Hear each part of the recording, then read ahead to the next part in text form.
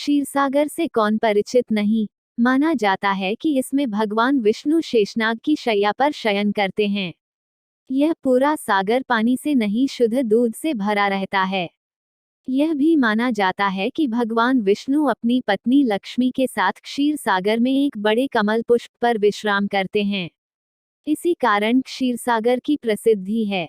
यह कहानी क्षीरसागर से ही आरंभ होती है। क्षीरसागर में एक त्रिकूट नामक एक प्रसिद्ध एवं श्रेष्ठ पर्वत था। उसकी ऊंचाई आसमान छूती थी। उसकी लंबाई चौड़ाई भी चारों ओर काफी विस्तृत थी। उसके 3 शिखर थे, पहला सोने का, दूसरा चांदी का, तीसरा लोहे का। इनकी चमक से समुद्र, आकाश और दिशाएं जगमगाती रहती थीं। इनके अलावा उसकी और कई छोटी चोटियां थीं जो रत्नों और कीमती धातुओं से बनी हुई थीं। वे भी अपनी प्रभा से चारों दिशाओं को प्रकाशित करती थीं। इस पर्वत पर विभिन्न प्रकार के वृक्ष एवं लता बल्लरियां थीं जिनमें भांति भांति के फूल लगते थे। निर्झरों के झरझर झरते रहने से चारों ओर एक संगीत सा फैलता रहता था। सब ओर से समुद्र की लहरें आकर इस पर्वत के निचले भाग से टकराती जिससे प्रतीत होता कि समुद्र इनके पांव पखार रहा था। पर्वत की तलहटी में तरह तरह के जंगली जानवर बसेरा बनाए हुए थे। इसके ऊपर बहुत सी नदियां और सरोवर भी थे। इनका जल अत्यंत स्वच्छ था। इस पर्वतराज त्रिकूट की तराई में एक तपस्वी महात्मा रहते थे जिनका नाम वरुण था। महात्मा वरुण ने एक अत्यंत सुंदर उद्यान में अपनी कुटी बनाई थी। इस उद्यान का नाम इसके अनुकूल ही ऋतुमान था। इसमें सब ओर अत्यंत ही दिव्य वृक्ष शोभा पा रहे थे जो सदा फलों फूलों से लदे रहते थे। इस उपवन में जो वृक्ष प्रमुखता से इसकी शोभा बढ़ा रहे थे उसके नाम थे पारिजात, मंदार, गुलाब, अशोक, चंपा, आम्र, नारियल, कटहल, सुपारी, खजूर, अर्जुन, रीठा, महुआ, बिजौरा, साखू, असन, ताड़, तमाल, गूल, पाकर, बरगद, पलाश, चंदन, कचनार, साल, नीम, देवदारू, ईख, केला, जामुन, बेर, आंवला, रुद्राक्ष, हर्रे, बेल, कैथ, नींबू आदि। इस उद्यान में एक बड़ा सा सरोवर भी था जिसमें सुनहले कमल भी खिले रहते थे तथा विविध जाति के कुमुद, उत्पल, शतदल कमल अपनी अनूठी छटा बिखराते थे। भंवरे मतवाले होकर गूंज रहे थे। सुंदर सुंदर पक्षी सदा कलरव कर रहे थे। हंस, चक्रवाक और सारस आदि पक्षी झुंड के झुंड भरे हुए थे। पनडुब्बी, बत्तख और पपीहे कूदते रहते थे। मछली और कछुओं के खिलवाड़ से कमल के फूल जो हिलते थे उससे उसका पराग झड़कर सरोवर जल को अत्यंत सुगंधित कर देता था। कदम्ब, नरकुल, बेत, बेन आदि वृक्षों से यह घिरा रहता था। कुंद कुर्बक, अशोक, सिरस, वनमल्लिका, सोनजूही, नाग, हरसिंहार, मल्लिका, शतपत्र, माधवी और मोगरा आदि सुंदर सुंदर पुष्प वृक्षों से प्रत्येक ऋतु में यह महात्मा वरुण का सरोवर शोभायमान रहता था। क्षीरसागर से त्रिकूट पर्वत पर सब कुछ ठीक ठाक चल रहा था। एक बार एक दर्दनाक घटना घट गई। इस पर्वत के घोर जंगल में एक विशाल मतवाला हाथी रहता था। एक गजराज, वह कई शक्तिशाली हाथियों का सरदार था। उसके पीछे बड़े बड़े हाथियों के झुंड चलते थे। इस गजराज से, उसके महान बल के कारण बड़े से बड़े हिंसक जानवर भी डरते थे। सिंह, बाघ, गैंडे आदि उसकी गंध सूंघकर ही भाग खड़े होते थे। किंतु एक बात यह भी थी कि उसकी कृपा से लंगूर, भैंसे, भेड़िए, हिरण, रीछ, वनैले कुत्ते, खरगोश आदि छोटे जीव निर्भय होकर घूमा करते थे क्योंकि उसके रहते कोई भी हिंसक जानवर उस पर आक्रमण करने का साहस नहीं कर सकता था। गजराज मदमस्त था। उसके सिर के पास से टपकते मद का पान करने के लिए भंवरे उसके साथ गूंजते जाते थे। एक दिन बड़ी जोर की धूप थी। वह प्यास से व्याकुल हो गया। अपने झुंड के साथ वह उसी सरोवर में उतर पड़ा जो त्रिकूट की तराई में स्थित था।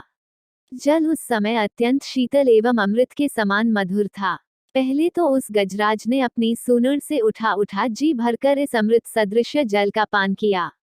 फिर उसमें स्नान करके अपनी थकान मिटाई। इसके पश्चात उसका ध्यान जलक्रीड़ा की ओर गया। वह सूंड से पानी भर भर अन्य हाथियों पर फेंकने लगा और दूसरे भी वही करने लगे। मदमस्त गजराज सब कुछ भूलकर जल क्रीड़ा का आनंद उठाता रहा। उसे पता नहीं था कि उस सरोवर में एक बहुत बलवान ग्राह भी रहता था। उस ग्राह ने क्रोधित होकर उस गजराज के पैर को जोरों से पकड़ लिया और उसे खींचकर सरोवर के अंदर ले जाने लगे। उसके पैने दांतों के गड़ने से गजराज के पैर से रक्त का प्रवाह निकल पड़ा, जिससे वहां का पानी लाल हो आया। उसके साथ के हाथियों और हथिनियों को गजराज की इस स्थिति पर बहुत चिंता हुई। उन्होंने एक साथ मिलकर गजराज को जल के बाहर खींचने का प्रयास किया, किंतु वे इसमें सफल नहीं हुए। वे घबराकर जोर जोर से चिंघाड़ने लगे। इस पर दूर दूर से आकर हाथियों के कई झुंडों ने गजराज के झुंडों से मिलकर उसे बाहर खींचना चाहा, किंतु यह सम्मिलित प्रयास भी विफल रहा। सभी हाथी शांत होकर अलग हो गए। अब ग्राह और गजराज में घोर युद्ध चलने लगा। दोनों अपने रूप में काफी बलशाली थे और हार मानने वाले नहीं थे। कभी गजराज ग्राह को खींचकर पानी से बाहर लाता तो कभी ग्राह गजराज को खींचकर पानी के अंदर ले जाता, किंतु गजराज का पैर किसी तरह ग्राह के मुंह से नहीं छूट रहा था, बल्कि उसके दांत गजराज के पैर में और गड़ते ही जा रहे थे और सरोवर का पानी जैसे पूरी तरह लाल हो आया था। गज और ग्राह के बीच युद्ध कई दिनों तक चला। अंत में अधिक रक्त बह जाने के कारण गजराज शिथिल पड़ने लगा। उसे लगा कि अब वह ग्राह के हाथों परास्त हो जाएगा। उसको इस समय कोई उपाय नहीं सूझा और अपनी मृत्यु को समीप पाकर उसे भगवान नारायण की याद आई। उसने एक कमल का फूल तोड़ा और उसे आसमान की ओर इस तरह उठाया जैसे वह उसे भगवान को अर्पित कर रहा हो। अब तक वह ग्राह द्वारा खींचे जाने से सरोवर के मध्य गहरे जल में चला गया था और उसकी सूंड का मात्र वह भाग ही ऊपर बचा था जिसमें उसने लाल कमल पुष्प पकड़ रखा था। उसने अपनी शक्ति को पूरी तरह से भूलकर और अपने को पूरी तरह असहाय घोषित कर नारायण को पुकारा। भगवान समझ गए कि इसे अपनी शक्ति का मद जाता रहा और वह पूरी तरह से मेरा शरणागत है।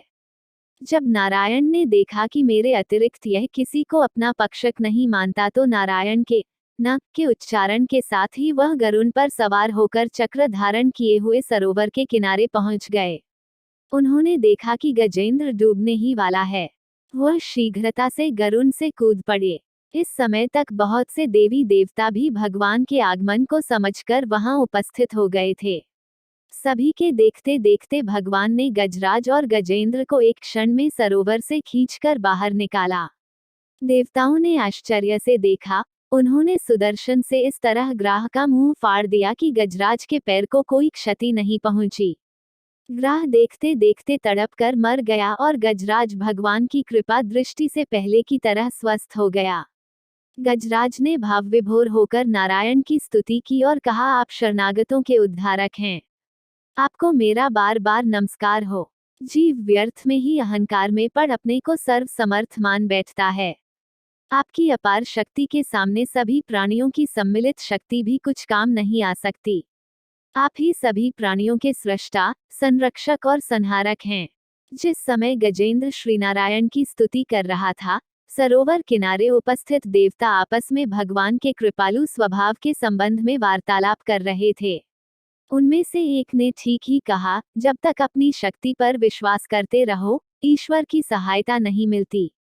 जब अपने को सर्वथा तुच्छ समझ भगवान की शरण में जाओ, तभी वह तत्काल तुम्हारी रक्षा करता है। कम से कम गजेंद्र और ग्राह की इस घटना से तो यही शिक्षा मिलती है।